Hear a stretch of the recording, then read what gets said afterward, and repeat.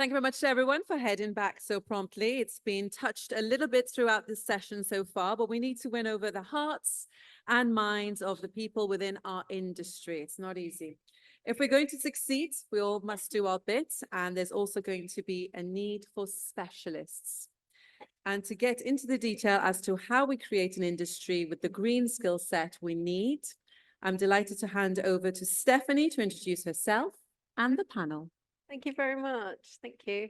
Well, welcome back everyone from the very short break. My name's Stephanie Wrate. I have been a head of production in unscripted television for about a decade, and I'm very pleased to be currently working with Albert on the new training strategy that will be launching next year around sort of upskilling people in the industry that are currently working. And I also work with the Education Partnership to work with universities and further education institutions to try and look to the skill sets that the future generations need as well. So that's who I am. I thank you so much for today. And I think that now I want to each of my panel to introduce themselves. And just one other question was like, what's your top tip that you give someone that wants to move into like a sustainability role in the industry? What's your sort of top tip at the end of it? So please introduce yourself, and then that afterwards would be great. So if I start just here with Tilly. Yeah, hi everyone. I'm Tilly Ashton. I'm a sustainability advisor, currently working full-time for Severn Screen, based here in Cardiff. I also teach sometimes for BAFTA, Albert as well. I teach their sustainable production courses, which I love doing. And so, yeah, I'm based in Cardiff. I've just recently finished, if I'm looking a bit tired, a 16-week shoot for an ITV drama, which we made here across the whole of South Wales and Mid Wales, actually. And I was sort of loaned out onto that production just to help them work in a more sustainable way as well. As far as what I would say to anyone wanted to come in and do a role like mine, I would say you absolutely have to have a passion and a drive for finding solutions, for caring enough about the planet to want to find solutions and push this work forward. Because when you are standing at the end of a very long day of filming in a rain-soaked remote area up in the Black Mountains, freezing cold at 11 o'clock at night, sorting through a load of recycling, you have to really care about why that's so important and have the tenacity to push that work forward. That would be my answer. Great, thank you, Rhys. Yeah, I'm Rhys Bebb. I'm an education and training manager with Screenlines Wales, and what we do is trying to help support the industry. We're funded by the industry to try and ensure that we have a workforce in Wales coming through, both actually supporting the recruitment on current productions, but also working with the future sort of thing. So we actually work with people from 7 to 75 in terms of both people, sort of young people coming to the industry and old people trying to reskill and bring the skills from other industries into sort of the creative industries. Having worked in the environmental sector in the past, I think my top tip, and it was based on some of the conversations from the previous panels, was by all means, obviously have your passion for the environment, do research, find out about what's the best things, but don't think that you know what the right answer is. As we've seen today, we talked about sort of Emily in the first panel talked about how almonds, the water consumption, it's not just going vegetarian, it isn't a blanket solution, and with no sort of one source is going to be sort of the overarching solution. So to be open to learning on a daily basis and don't think that it's a closed book. Great, thank you so much, Ruth. Hi everyone, I'm Ruth Stringer. I'm from more of a theatre background. I trained as a theatre designer, always had an interest and a passion in sustainability and how we could have more sustainable practice in the theatre industry. Joined with people from the Society of British Theatre Designers to form a sustainability working group. Through a rather roundabout way, then became a sustainability and impacts manager on a project called GALWAD. I shared that role with Simon Michaels, who is also here today. And my top tip around getting into sustainability is be proactive and start a conversation. It's really easy to feel like you are isolated and alone if you have this interest and this passion. So talk to people who you work with, go to events, start a conversation. If people know your interests, people will know where then to find you when they are looking for people to work in sustainability departments. Great, thank you. Amy? Hi, I'm Amy Daniel. I'm a filmmaker and a lecturer at Aberystwyth University. So I've currently been working on a seed-funded project by Media Cymru, looking at starting up essentially, it's an ambitious goal, but a carbon neutral film production company. So we're looking at what that would entail. And it's quite interesting because it's a very rural place. So it's got a lot of different factors working for it and working against it. And but certainly it's kind of blue sky thinking at the moment. I'm researching and designing something specific for our area. So my top tip would be kind of similar to everyone else, I suppose. I would say keep an open mind and ask questions, because like Rhys was saying, it's, you know, we're at the beginning of this journey still really, and the industry hopefully will look really different in the future on lots of different levels. So it really takes open minds and new thoughts, new people to come in to bring new attitudes, because there's often, you know, this kind of, we can have this attitude of, well, we've always done it like this. So we need kind of fresh, we need those fresh ideas and open minds to come in. So that's my top tip. Great. Well, thank you very much. It's an amazing panel. We had such a great chat backstage beforehand, and I think honestly I could fill hours and hours with just the amount of knowledge that's in the room, which is great. But let's start with the lay of the land and where we are now. Obviously, the Green New Deal that we had. So Tilly, we were looking at that and we were talking about training being a part of it, and your thoughts on that. Yeah, so I was really excited to see that embedded into this Green New Deal recommendations for Wales is really clear targets for training and skills building in this area, because I find what happens at the moment is there's a real disconnect between mandated action taken by the industry, by the BAFTA Albert certification process, and what actually filters down to what's happening on the ground. So often I'm a lone voice on production trying to embed these new ways of thinking, both within the production office at the planning stage, but also working with HODs right across the crew and also right along the supply chain. But being a lone voice can be an awful lot of weight on your shoulders, and it's a lot of work for one person.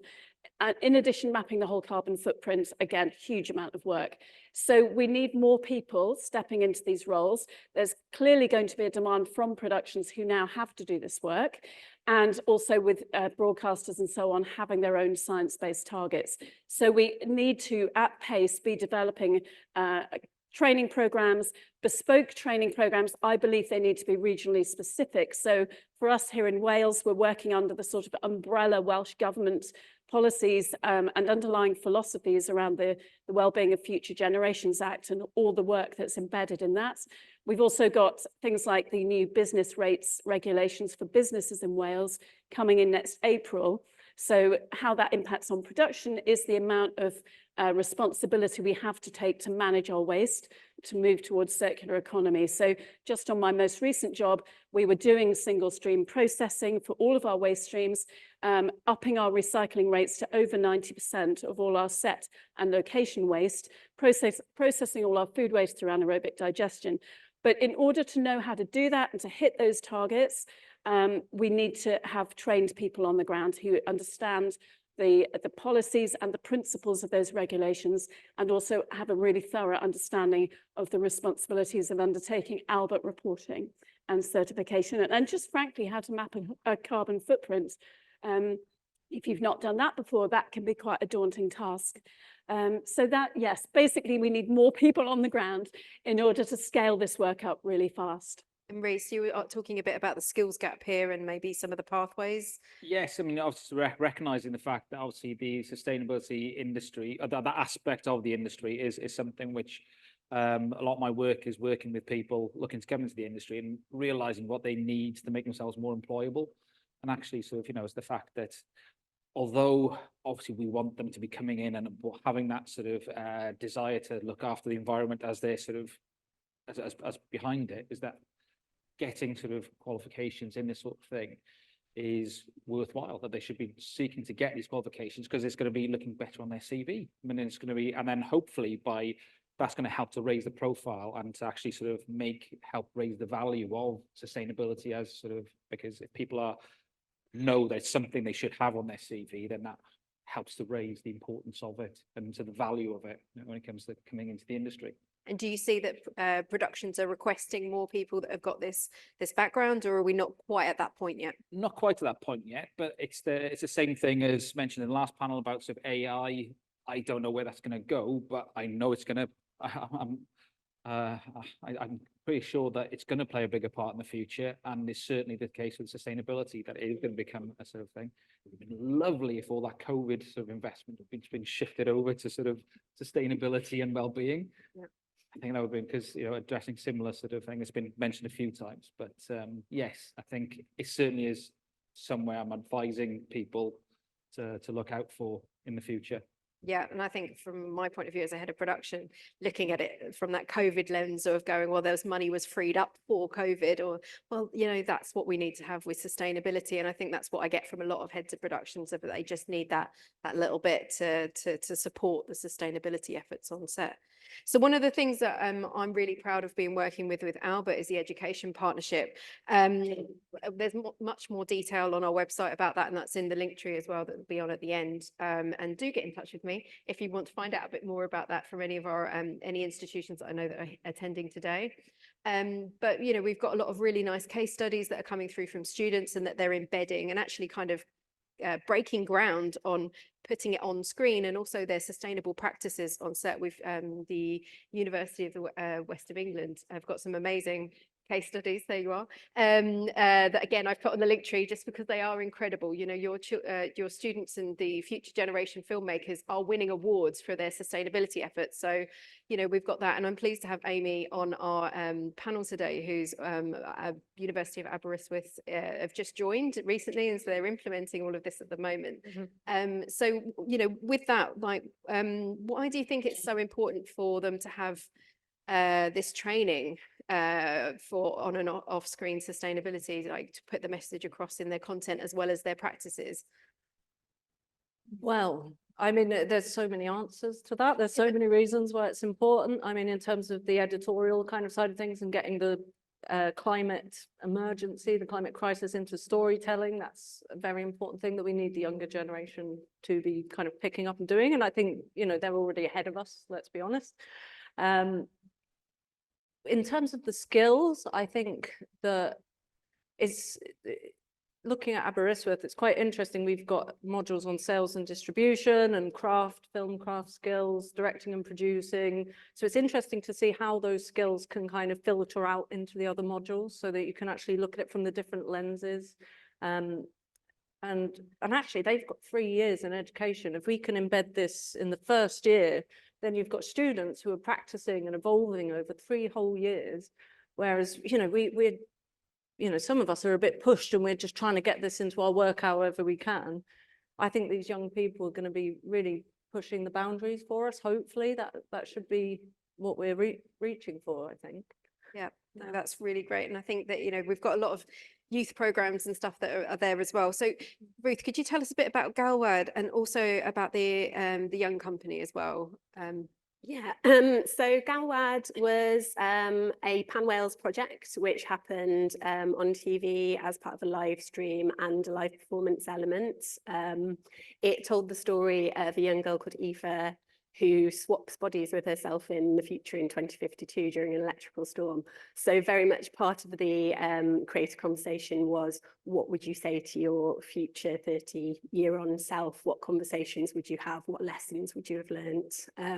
What was really lovely about the project was that sustainability was embedded from the outset in both the creative strands of the storytelling and also in the infrastructure around production. So sustainability department, for me, this was completely new, because having come from a theatre background where we talk about tight TV budgets, but theatre. So to actually be able to have a sustainability department who were able to take this pressure off production, and we were able to embed sustainability into the infrastructure around our KPIs, around our strategies and sustainable implementation. We were able to do the research. We were able to look at generator types versus HVO versus hydrogen. We were able to look at electric vehicles. It was really important to have that infrastructure. Because we had senior management buy-in, sustainability was on every agenda in every production meeting. It was lovely. Another aspect of the project was Young Company, which was essentially a group of 18 to 26-year-olds who came on and helped to shape the creative storytelling of GALWAD, but also were offered training around the key themes.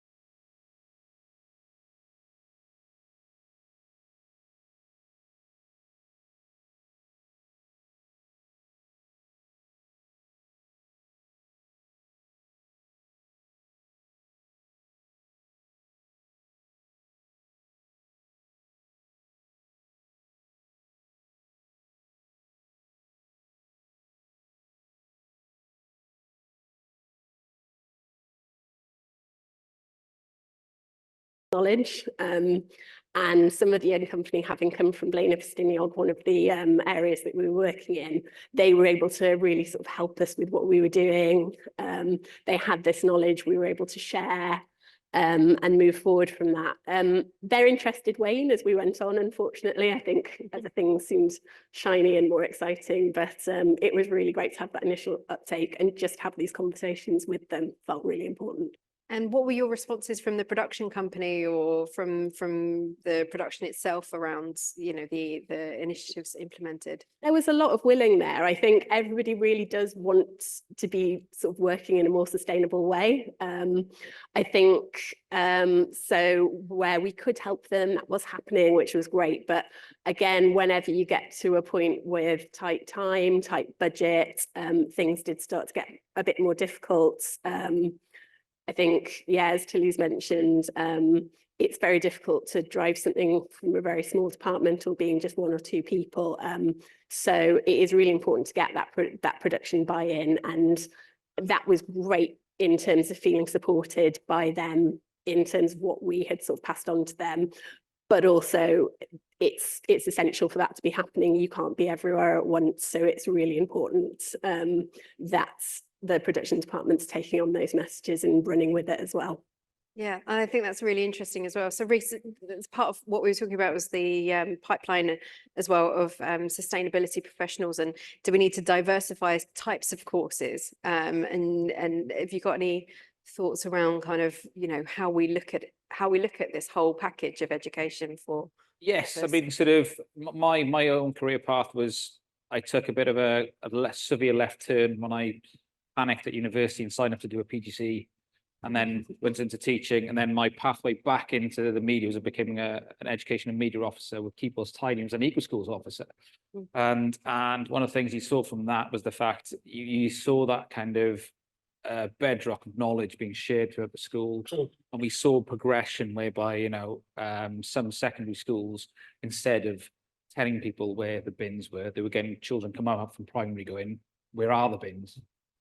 And I think we should be in a point coming up where I think there will be people coming onto productions who will be half expecting to be told where the bins are, expecting these facilities to be there. So I think we should be tapping into the kind of like different mindset that the younger generation, again, Ed mentioned it in the first set by his being nagged by his children, and I think that is sort of something's coming through. So I think there is that kind of opportunity to have, alongside the other initiatives, top-down sort of production led, that we've got that kind of baseline sort of understanding throughout the people coming into the industry, and again, such realizing the value of, you know, that you know, ultimately the whole thing of sustainable development is that it's by protecting the planet, we're going to have a longer term economic benefit and a longer term social benefit. It's not just about it is about the environment, but but as part of that, we're generating a better longer term economy as well.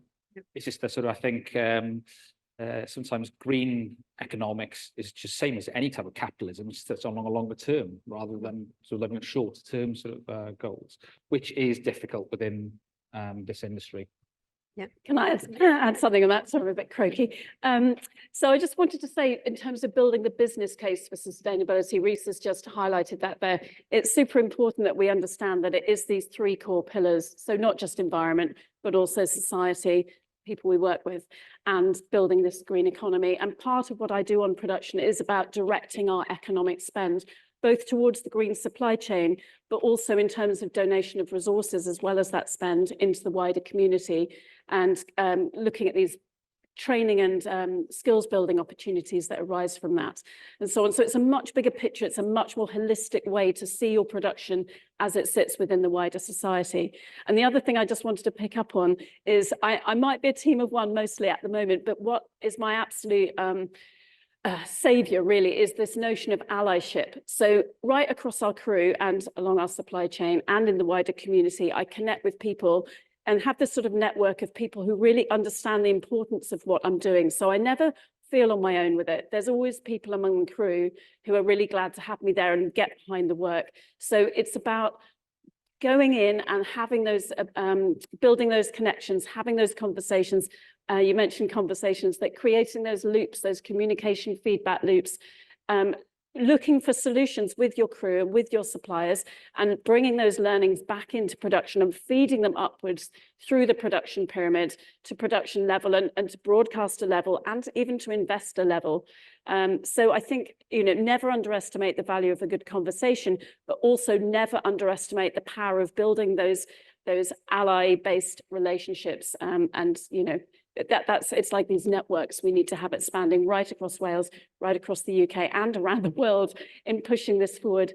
Yeah, and it's incredibly important, isn't it, to have local knowledge as well as wider knowledge and knowledge sharing. And Amy, you were talking about support as well, sort of mental well-being also tying into sustainability. Do you want to talk a bit more about sort of some of the schemes that you're thinking about? Yeah. Well, I mean, our research, what we've been doing is talking to crew, artists, sustainability experts, eco-design experts, really just trying to gather as much information as we can about the industry at the moment. And one thing that I just can't untie is the people and planet equation. Everything that we're talking about in terms of sustainability for the planet, it's coming from people. And at the moment, some of the conversations I've had, people, it's a precarious industry sometimes. Obviously, every production is different, every company is different, but if people are constantly going into overtime every day, and they're very tired, I've heard a new term come up called a Fraturday, which is when your Friday goes into a Saturday, you've lost your weekend, all of these things, they have environmental impacts. So it's really important that we slowly start to implement systemic change for people, and then those people will have the headspace, the energy, everything that they need to actually make the right decisions. Because ultimately it's all coming from human decisions. So those humans need to be energized and empowered. So we've also talked to employee-owned companies in Wales. There's a great company called Cwmni Da, and they're now employee-owned. So there's a profit-sharing model there amongst the employees as well. I think also talking about profits and economy, if people are paid a fair wage, they can make better decisions with what they're buying. Those kind of consumer choices when we have to take the weight of the environment on ourselves, which we've already said isn't the best thing. But we need people to have that space to actually be able to make good choices. If you're just tired, if you're underpaid, you're just surviving, aren't you? So we really need to make a lot of systemic changes, I think, in the future. Yeah, for sure. And I think one of the things when I've come into work with Albert is to look at actually baseline understanding. So it's all very well sort of having very high level understanding about everything, but actually just making awareness a key goal. So we're developing an e-learning resource that should be launched early in the new year, that's going to be creating that for everyone that's on set. And I think that's hugely important to do that. And then there's further learning that we'll be doing as well around sort of climate fundamentals, and then further learning and workshops will replace our face-to-face training. This is all sort of moving towards having that kind of new training. But I mean, Tilly, when I was talking to you today, you've been working in sustainability for 30 years and you're still training. So is there ever an end to where we can get to with training? Yeah, no, I should also say I did take a little bit of time out to be a mum, but then you're still learning then as well. No, you learn all the time. I would never present myself as an expert in inverted commas, and I would always say that I'm the first to be in the queue to learn more. So even today, I've had some brilliant conversations with people about all sorts of different things, from new tech to, you know, how we manage data. So I'm all about learning all the time. And you know, we're looking at developing a sustainability training program in Wales for people doing my sort of work on the ground on production. And what I would love to come from that is a sense of building a sort of green army, if you like, of sustainability coordinators for Wales, where we can learn together and see it as a really genuinely collaborative process where we share knowledge and we use our input and insights on our own productions, but also feed into other productions across the region. And it's a really important thing that comes with sustainability is, you know, so much of what we do in television and film is we protect our IP. We don't want to share ideas because our ideas make us money. But actually with sustainability, it's amazing. You know, we get something like the Climate Content Pledge, where we pledge that we'll share the best practice and share resources and share knowledge amongst ourselves. And that's kind of what we're doing in the room today. You know, we've got so many different people and everyone's come at it from a new and really interesting way. So it kind of helps to kind of revive that. Okay, we just need to share more resources and share best practice, don't we? It's like Steve Smith was saying, we need to get away from the NDA mindset. And that's so true. Yeah, exactly. We haven't got time to be protective. We need to be sharing information and collaborating together. Exactly. And I think it's really, really important that we have safe spaces and neutral partners in the room having those conversations, because we can't, you know, we can't all be experts in each other's companies for sure. So when we're transitioning the skills in the industry, obviously we've got a lot of work to do with the people that have always done television production in that way. You know, we're relaunching the training, as I sort of said as well. And I always look at it as a head of production of maybe we need to approach it like health and safety. You know, with health and safety, we have consultants, but there's a baseline training that we need to have there and all of that. But I mean, what are the biggest challenges that each of you have seen with transitioning to a sustainable industry? I mean, it's a big question, but oh, I love that question, and I will shut up and because I can talk forever about this stuff. Just to say on that, it's about not browbeating change. You can't go in and just expect everything to happen overnight. It's about developing a system of encouragement. It's like nudging people in the right direction and working with them. So not just imposing from the top, but a genuinely, I keep saying collaborative. It's about having those conversations with your crew, with your suppliers, solution seeking as a sort of as a collaborative exercise, and then getting the go ahead from production to push these new ideas forward. It's not going to happen overnight, but I've seen just in the period of time I've worked in this industry over the last few years, just how much change can occur just with a mindset shift and just with creating a positive collaborative atmosphere on your crew and to empower your whole crew to feel part of that change. And then just these gentle nudges. One example being, on my last production I've just finished, all of our unit drivers kept their engines turned off. I mean, it's a tiny thing, but it's representative of a bigger thing. Celebrate the small wins. The fact they used to run their engines and now they don't, that's a lot of carbon saved when you scale that up. So it's these, that's just one example of a little tiny habit change that you need to celebrate and take forward. Yeah, and I think as well, I think we can often, you know, if you're trying to change course on a massive cruise liner, it's little bit by little bit. You cannot change it overnight in a direct, like completely different direction, but you will get to the destination eventually. What do you think are the biggest challenges you find with it? Obviously, key thing that we're trying to do is kind of like that democratization and opening up the industry to make it more representative of sort of the wider population. You know, one of the things that we come across quite often is that often like the entry level positions, we're trying to attract people from economic backgrounds who haven't even thought about working in the creative industries in the past. And quite a few of the entry level jobs, you'll get a runner and they'll have to be able to drive. And it's trying to get that. And I've spent, I actually keep an eye tabs on there's a few companies who are trialing these kind of pedal assisted 4-wheel bikes technically, and he's thinking, well, could that be a solution? And so then you know, fortunately at Bad Wolf, we've got the minibus that runs a shuttle bus back from the station, which opens up a lot from Central Station, which opens up you know, sort of a lot of opportunities. But it's trying to sort of, again, it's that, like I say, the democratization, trying to break those barriers. Sometimes those economic and environmental hurdles are sort of things you're trying to manage and as part of that process. Yeah, Ruth, what's your view found as something that's a bit of a challenge or a sticking point? Many challenges, really. I think fear of doing something wrong is a major one that I come across, and there is so much information out there, and on our sustainability journey we're quite new, we're all discovering things and then actually discovering that that wasn't the best thing to do. Actually, it's 5 years ago maybe it was, but we've discovered this new thing that means that isn't so good. So I think that does halt people, and in fear of wanting to do something wrong, you just don't do anything and carry on along the same path. While it is important to be mindful that perhaps something that lowers your carbon emissions might not be the best thing in terms of climate justice, and about thinking about, as Amy's pointed out, people and how we sustain sort of people, energy, and compare global north to global south and how people live and what people do.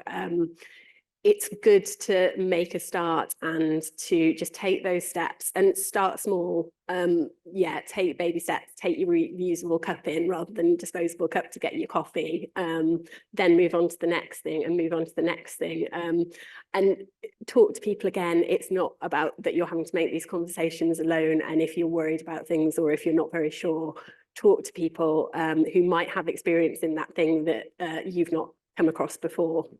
So yeah, I think getting across that fear is a really big one for me. That's one of the things that we're developing as well is workshops. And one of the things I was talking to you guys about was the fact that the workshops will be convening people so they can share their problems, their roadblocks, and then they can also resource share, which makes it so infinitely useful for people that work in specific departments to share best practice, so that, because, you know, as much as I might train or Tilly might train, there might be some local knowledge that somebody tuning in from somewhere else might not know about. So it's about that idea sharing, isn't it? And making sure that that's there for everyone as well. Any roadblocks that you're sort of coming up against with being a carbon neutral production company as well? Yeah, lots, especially at Aberystwyth, because there's one train that comes into Aberystwyth and it's diesel powered.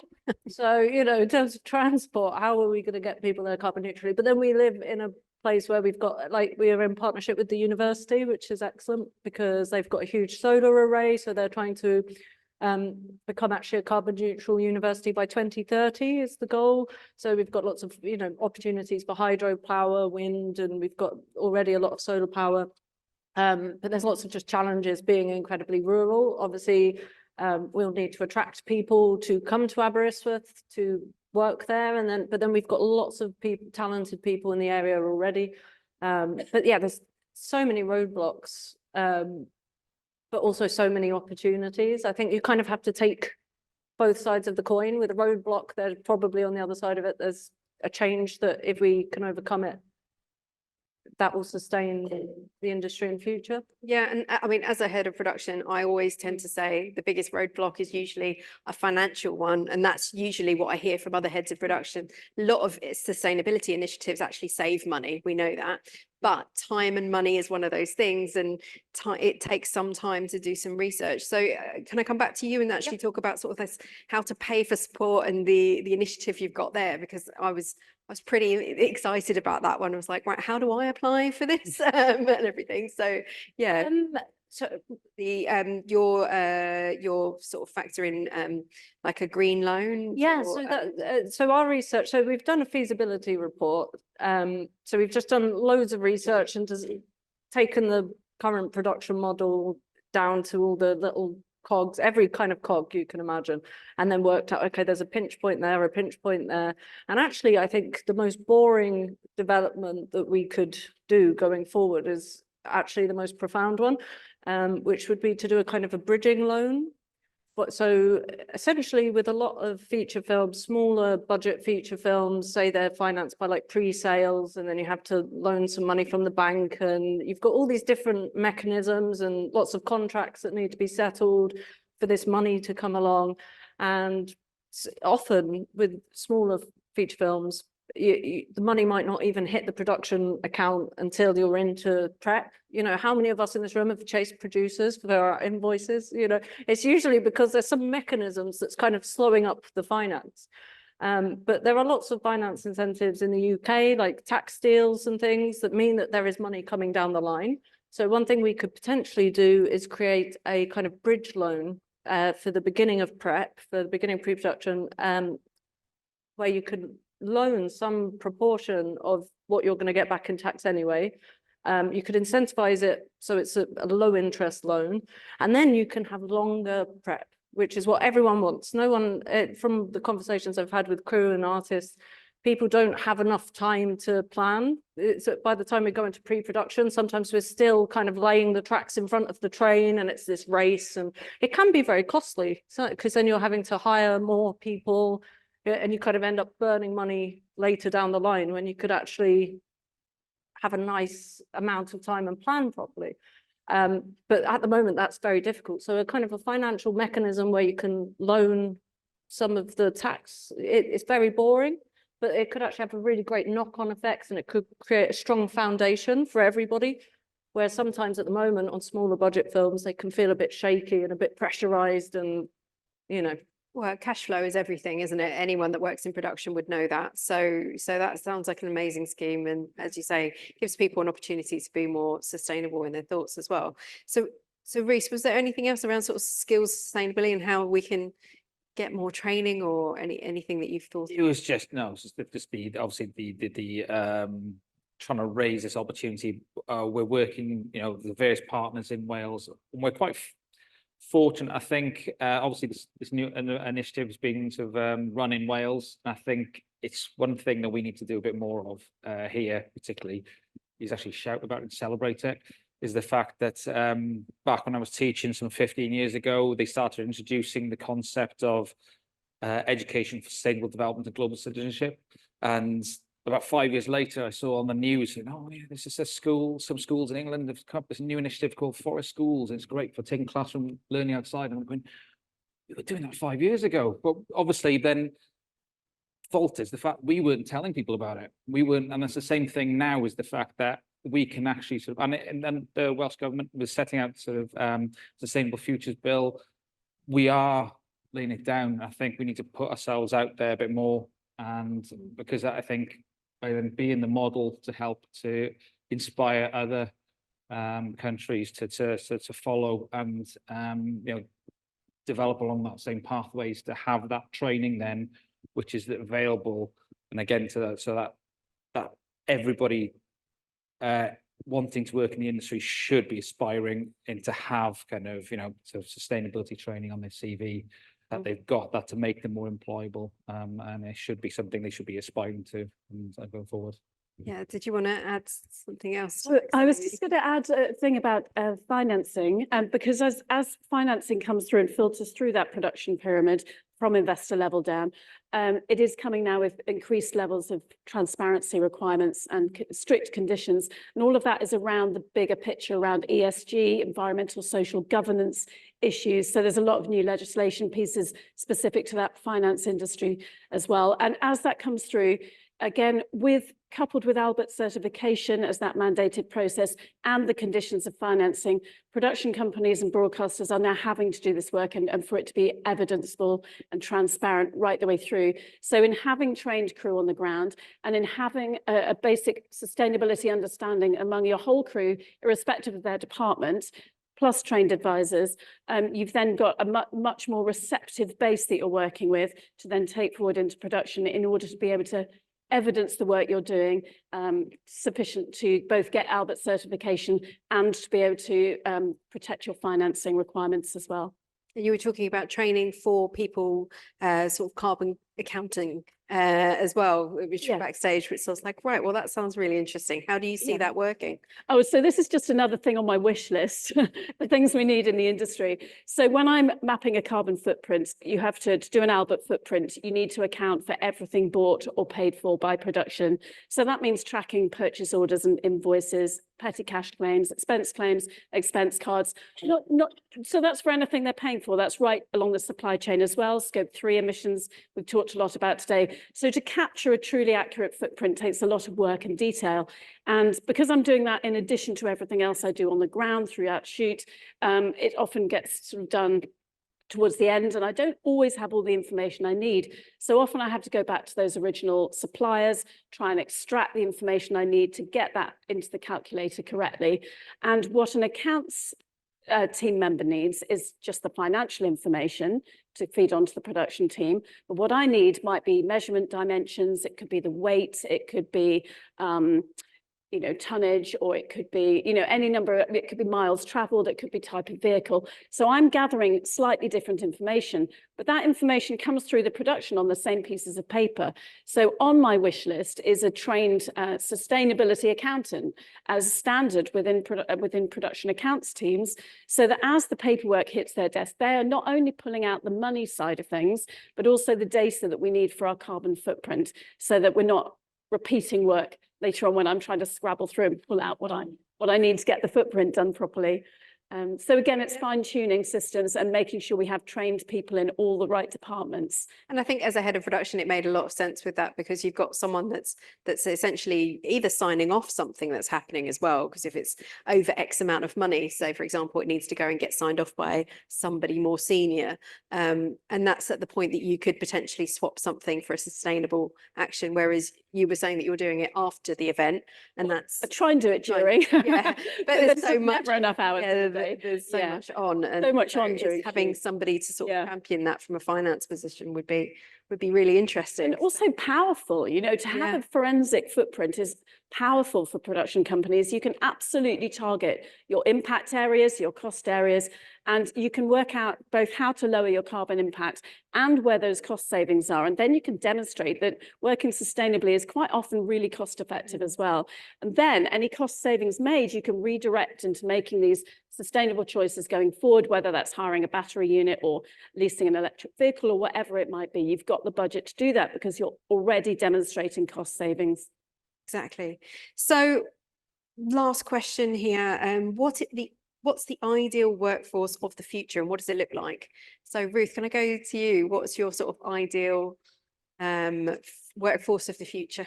Are we talking mostly about in sustainability, or? I think it's anyone that would work with you in theatre or in any of the projects that you've got. So I think that base level of everybody having some level of understanding of sustainability is super important. I'd really like to see cross-pollination as well happen more. Ella spoke really beautifully in the previous panel about that sharing of resources and how that can happen. So many ways that can still happen, and I think we just need the imagination to see it. So somebody who is able to work more holistically across theatre and education and communities. I mean, theatre is a bit behind TV in terms of looking at carbon footprints, but it's starting to become something that's happening in theatre around the Theatre Green Book and measurement, and just people in TV already having those resources of, oh, we've already set something up so that you can look at your transport and mileage for everybody. That would save so much time for somebody in theatre, instead of it having to be set up and the man hours that's taken, having it there ready to be shared as a resource would just be so amazing. And then their time can be spent doing something else, like looking at more eco-friendly spray paints or something like that, which is something that I keep meaning to look into more and never have the time.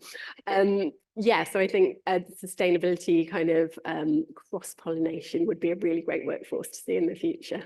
Amy, what do you think the workforce of the future would look like ideally? Like that, and also more energized, like I mentioned before, a happier workforce, because well-being is a huge thing. So a workforce that has better well-being would be fantastic. And like Tilly was saying originally, people that care and that want to, that understand the challenge. I suppose if you can understand the challenge and you care about it, then everything from there should be straightforward. hopefully. Yeah, and Rhys? Having a workforce that reflects the population on which it's based, so that, you know, that we're not cutting down, so they're not having people necessarily having to travel, that we've got the skill set in the area, that we're part of that is then comes from the fact that to get people from across various communities, cultural communities, we need to make sure that it's one that is from a social sustainability, and having that, or Amy mentioned about the well-being aspect is served. The economic thing, making sure that people are not being priced out of coming into the industry. So all those things coming in to hopefully having a workforce that does reflect the area in which production is based. Yeah. This is going to sound a bit cheeky, but it's alluding back to what Ed was talking about earlier with the younger generation coming through. I do take heart from the energy from a lot of the younger members in our crew who are totally behind what I'm doing. And I think we need some of the old systems to fall away. We need teams and budgets, and we need just this energy of the young crew of the future coming in to take this work forward. Yeah. And I mean, I think we all just want to clone you, Tilly, so that you're on every production going forward. I'm always happy to share ideas. And if anyone is interested or knows anyone that might be interested in becoming a sustainability coordinator or advisor to productions, do get in touch with me, because we are hoping to have some kind of scheme running next year, possibly in Wales. And So- I'm really interested in it. We've talked to people about that as well. So do keep us updated with how that's, and if anyone comes to us, I'll point them in your direction as well. So that'd be really good. Well, next thing's questions. Any questions from the floor at all? Yes. I'm Greg from Media Cymru. I think all of you, apart from Ruth, are continuously employed from the slide behind you. I'm just interested regarding GALWAD. So I mean that in the role that you were in regarding sustainability.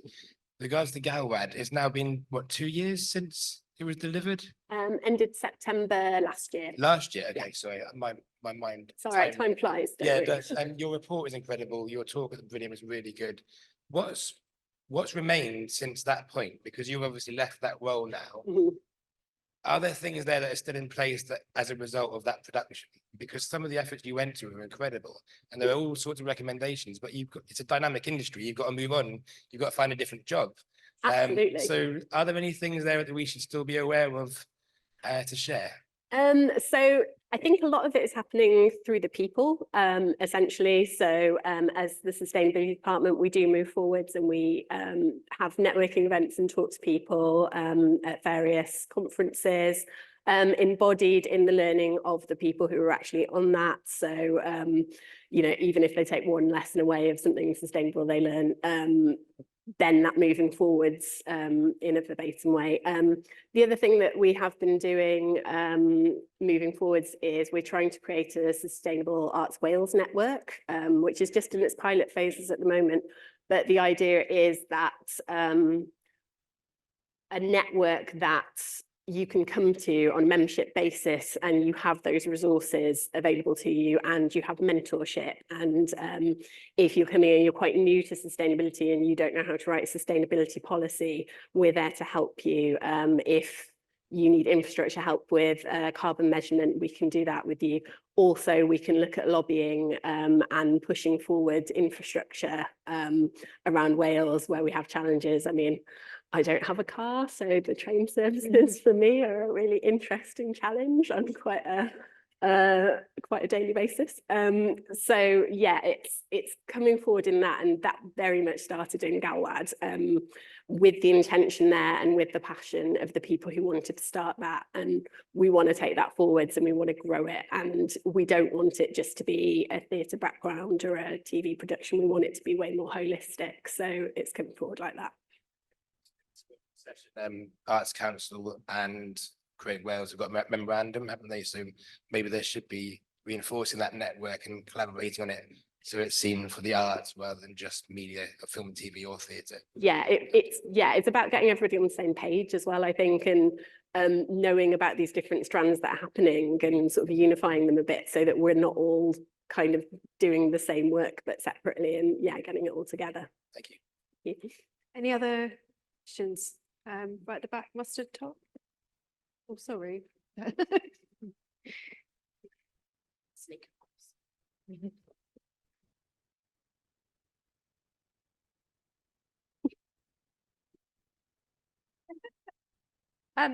I'll just stand here. All the things that we've obviously talked about are amazing. We haven't really talked about like measuring impact of a production after it's been released, or what that actually looks like when it's out into the world and people have viewed it and have hopefully had some form of positive reaction. And I was just wondering if any of you have any idea of what that might be, or if there is a way that we can measure it, or any examples of ways that it has been measured previously. Impact of production, sorry. So you mean the actual carbon footprint of a production? No, so more, Sorry. not necessarily the carbon impact, because obviously you have that within Albert anyway, more like the tangible impact that that has on the viewer. So if that gives them a call to action of some form. So for example, the plastics that are now being reduced because of some of the David Attenborough productions, as an example, but just on like a bigger scale. Obviously, we've talked a lot about drama today, so things in drama that might have, as an example. Okay. Tilly? I can answer that in two ways. Firstly, in terms of climate content, I think this is where we have a lot of potential going forward. So obviously the BAFTA Albert is driving the lead on climate content. So coming up with really novel and interesting ways to nudge behavior in the audiences. We're operating this huge platform in this industry where we reach billions of people around the globe with our TV and film content. So we need to be thinking carefully about what is getting commissioned and the impact that that could have on global audiences, but also in showcasing our own communities and what's going on in Wales. So GALWAD obviously was a brilliant example of that. How it's measurable, I guess, well, Blue Planet, as you mentioned, there was a huge and very measurable change in behaviour and awareness of plastic there. But I think the potential is huge to come up with some really innovative things in the future. But in terms of measuring impact of a production, the other thing I wanted to add there is along the supply chain. On the productions I've worked on over the last few years, I can see along the supply chain real life changes in behaviour and in as far as what they're offering. I mean, you've heard from ADF, for example. Marsden was here earlier, and their new partnership with Location One. All sorts of collaborations happening along the supply chain, lots of new kit coming online. Just to give you one example, when we made Havoc for Netflix 2 years ago, we booked a load of accommodation in Cardiff. I had to find out which of that was running on green energy and which was on fossil fuel energy, and we mapped that for our carbon footprint. If I went back to that accommodation provider now, many of them have now made that switch to 100% green energy because they know that the demand is there from productions, thanks to the choices we're making because of our BAFTA Albert certification. So those impacts along the supply chain are very much measurable. And the other thing I notice is that attitudes among crew. So again, too long to go into now, but I hear from people still 2 years on who I work with on other productions saying that they've set up new recycling systems on their current production, or they're pushing the production team to get battery generators on their production because they've taken those learnings forward. And you get this incredible ripple out effect, just not only in terms of the content that's rippling out around the globe, but also in terms of these behavioural shifts with our crew and with our suppliers. Right. I think April wanted to add some more to that as well. Hello. Just to add to that, so April Sotomayor, Head of Industry Sustainability for BAFTA Albert. There's two things to that. There's the sort of the on-screen measurement. So Albert have just invested in a new Director of Climate Content and Sustainability, my colleague Karis Taylor, and she's actively looking at how we might be able to measure the impact of climate content, implicit and explicit, on screen. So that's being investigated. And then the other side of sort of the off-screen measurement, where the carbon calculator actually stops accounting for emissions, is after post-production. Distribution is not included in that calculation, and it's something that we're open to exploring all in the round, sort of audience behaviors and things. Because at the moment, a lot of that is with manufacturers, data centers. There's not a a methodology that is widely applicable that we can use and plug into those production level carbon footprints at the moment. So yeah, so there's opportunities on both counts, and it's something that we're exploring. Great. I hope that answered the question for you. Is there any other? Yep, so blue top. April, could you pass that back? Thank you. Hello, is it working? Hi, I'm Charlotte Cross from UWE Bristol, and I was really interested in what you were saying about that kind of spirit of sharing and communicating and not being competitive. And obviously Bristol and Cardiff are two major production centres. There may be a bit of competition there, but I think by sharing and communicating amongst ourselves, we could become a super cluster and attract more inward investment and perhaps be greener because we're in a smaller kind of geographical area than kind of incoming productions just from London and that kind of thing. So just wondered if anyone had any thoughts on that from Cardiff's point of view.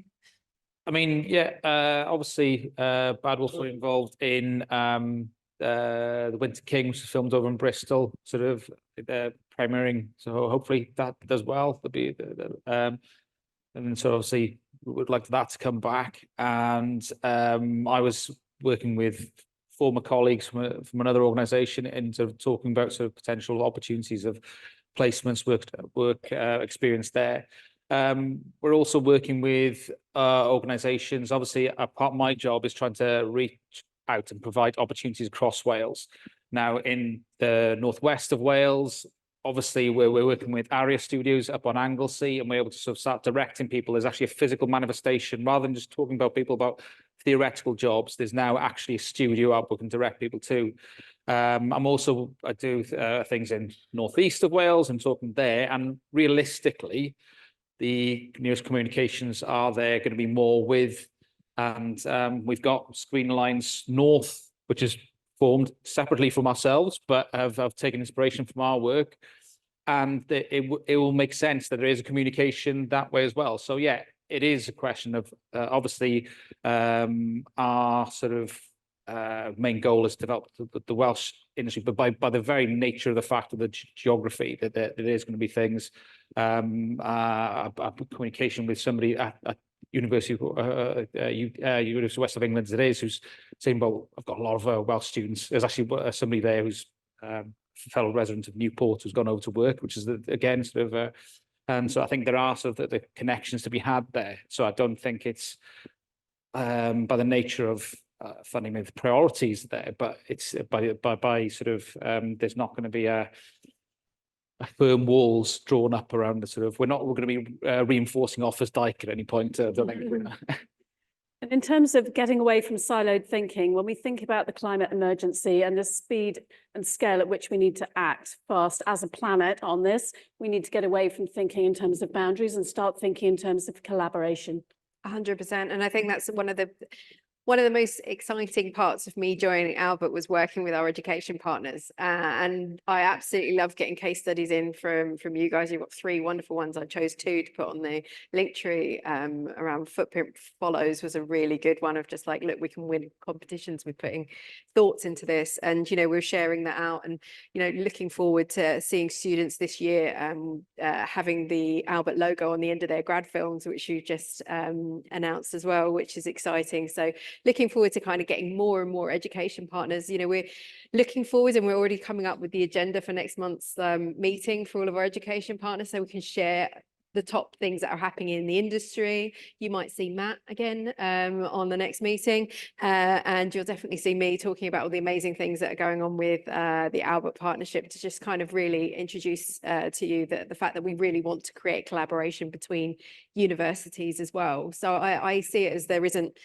really boundaries with sustainability in that way. I think it's, you know, it's definitely trying to sort of share best practice in that. So yeah, pleased to see you guys here. Well, thank you very much.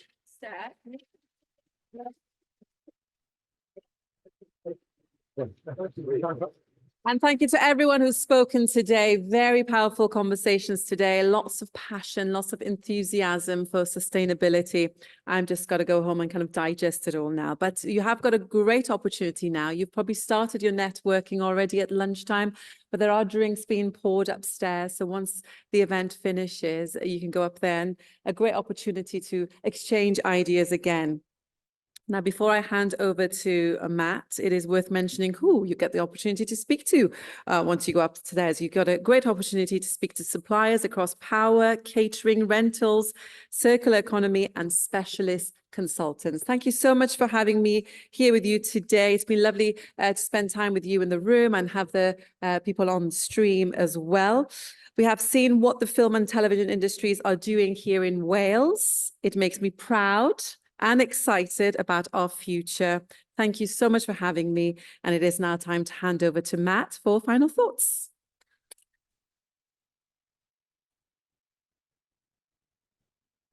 Wow, thanks, Banaz, and thank you, Wales. What a fantastic day it's been. It's rich, absolutely rich. I've been taking copious notes. I do that all the time. Anyone in the team will tell you he's got about 15 exercise books since he started, only been there a month.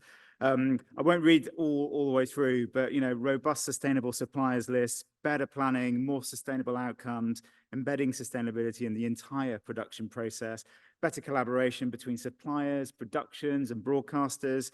Sustainability accountants. Oh, Tilly, I want to say thank you for training me as well. You trained me a couple of weeks ago. Thank you so much. More collaboration. Budgets have gone down, but editorial ambitions have gone up. Identify which productions benefit from HVO and sustainable energy, because not all do. Engage with suppliers early so they know what the ambition of the project is. Promote the visibility of sustainable solutions. So let's not go quiet about it. Let's just really talk about it and speak up. Regionally bespoke training programs, spot on. Hire a sustainability manager for your production. I think everyone should. And finally, we can work at speed. We've said it in the room today. It was said in the morning breakfast this morning. With COVID, we adapted, and we adapted fast. We can do it. Everyone in this room can do it. So thank you. Finally, I want to say thank you to Banaz for a fantastic hosting of today. Thank you to all our brilliant chairs and speakers for their time and insights. It's been brilliant. And I want to say thank you to our BSL signer, Tony. I hope I haven't been too fast.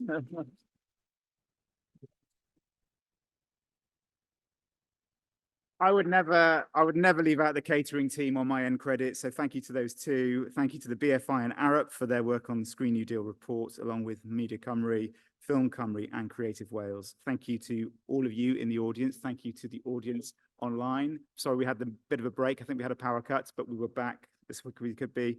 And then just leave the room today or before we go up to drinks, thinking, what can we individually take responsibility for when we leave today and leave this session? Where can we go back to our teams and find out, tell them about what we did today and what's going to happen? So that's it from me. Thank you to the whole of the Albert team, both here in Cardiff and in London. And I think they say that's a wrap. Let's go for drinks. Thank you.